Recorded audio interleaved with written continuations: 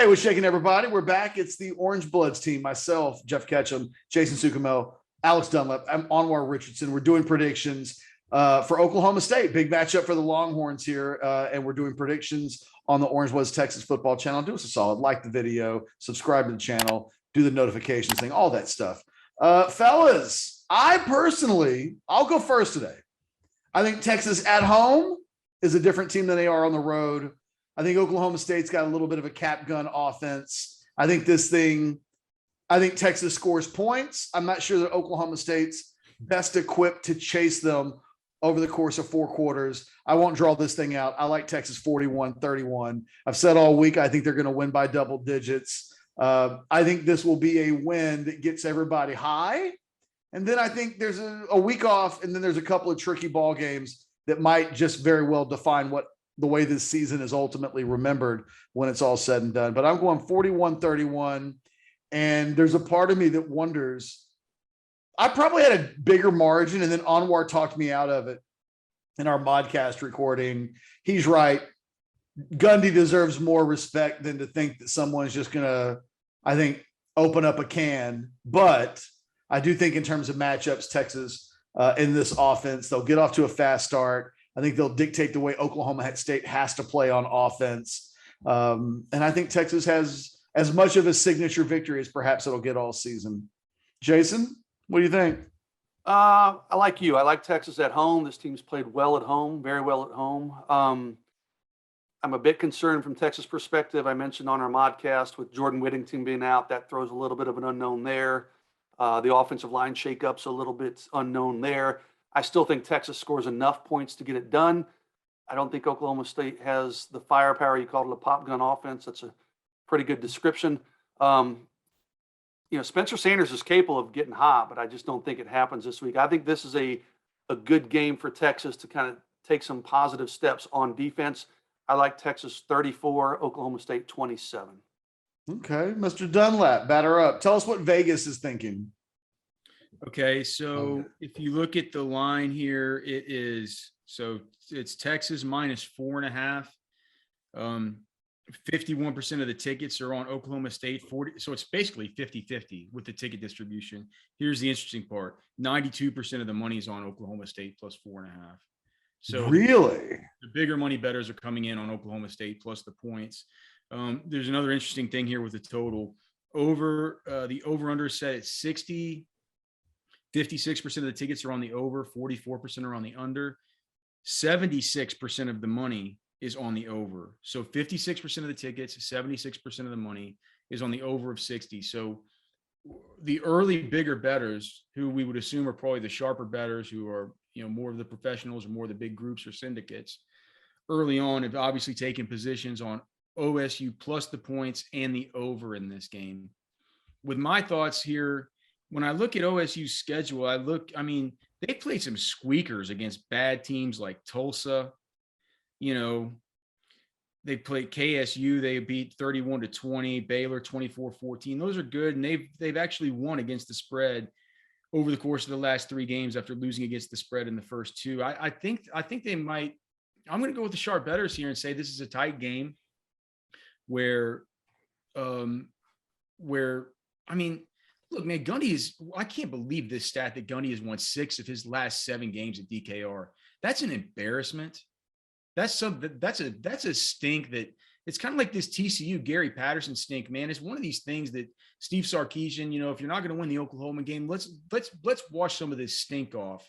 If some of these just disastrous recent records from these conference rivals, and certainly getting, slaying that dragon and not allowing Mike Gundy to continue to come into your house and pee on your rug is something that you should probably aim to do. So I'll say that Oklahoma State covers, but Texas wins. The game goes over. Texas wins 38-35. Okay. You have Oklahoma State cover, using that 4.5 to get it done. Mr. Richardson, you are, I don't want to say you're a Gundy truther. That's unfair. But you're definitely a Gundy respecter. Sure. So fan. No. Really? You call yourself a Gundy fan? I think he does a great job.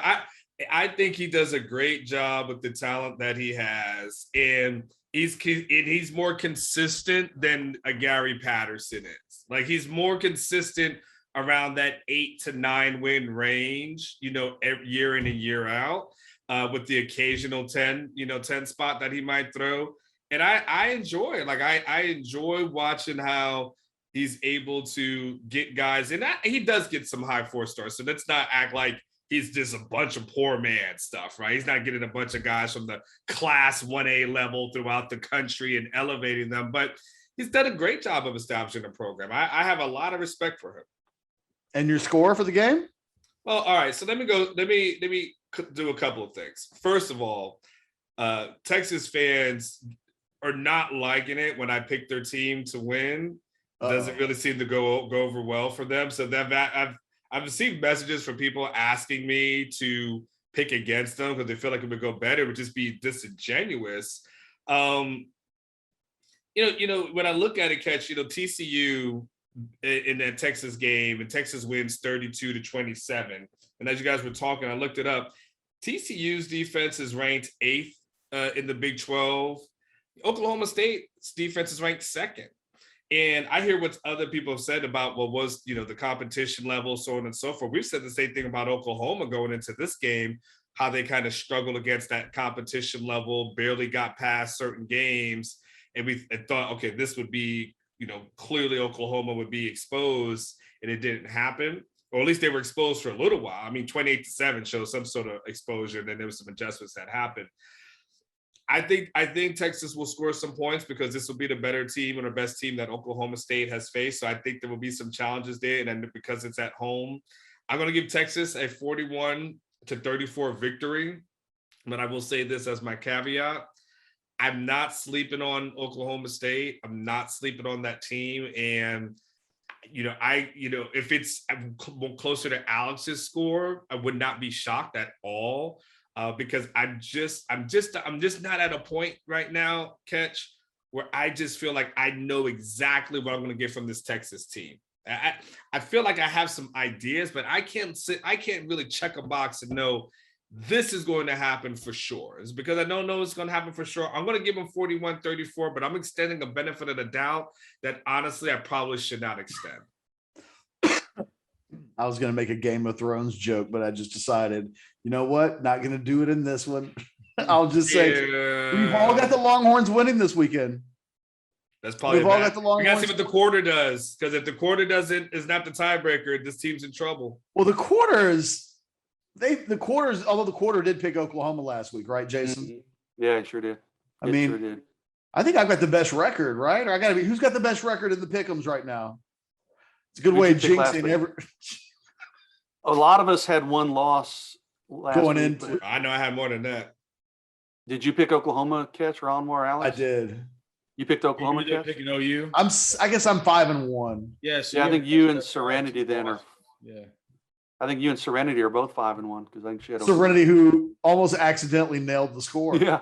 And she was really close. If I remember correctly, that's 2 weeks in a row. She was really close on the score. Yeah, don't you guys doubt her. There's a method to the madness. Even if she doesn't completely understand the method to the madness. That's why it's madness. If you understood the methodology behind it all, it wouldn't be madness.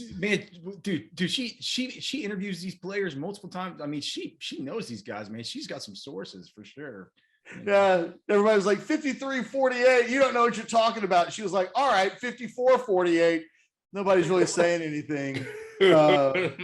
After all that went down, it was like, oh, she missed it by a point, but that still sucks. And we were almost in overtime, by the way. I mean, when it was 48-48, I was like, oh my God, this thing's actually going to happen. Because 3 of us had overtime in our predictions. Yeah, I was rooting for overtime as much as anything so that Alex said I could both go for the first time in the predictions history. We predict overtime, and it happened, and it didn't. So forget about all that. Look, for myself, Jason Suchomel, Anwar Richardson, and of course, Alex Dunlap. Thanks for watching. Click that like button. I ask you to do it every single time. I'm never going to stop. And oh yeah, send this video to make it an email chain. And tell people they've got to sign up and subscribe to the Orangebloods channel. We're trying to get to 10,000 ASAP. And there's no reason why you shouldn't annoy your friends and family by sending that in an email chain, letting them know that if they don't like the channel and subscribe and then forward it to 10 of their friends, they're going to die a horrible death in the next 2 weeks. And they won't get invited to virtual Thanksgiving. And that, although, you know, if they were going to die in the next 2 weeks in like a horrible death, they wouldn't be there for Thanksgiving anyway. So at least they'd have that going for them. Anyway, thanks for watching the videos. We'll see you guys tomorrow with the next round of videos. Take care.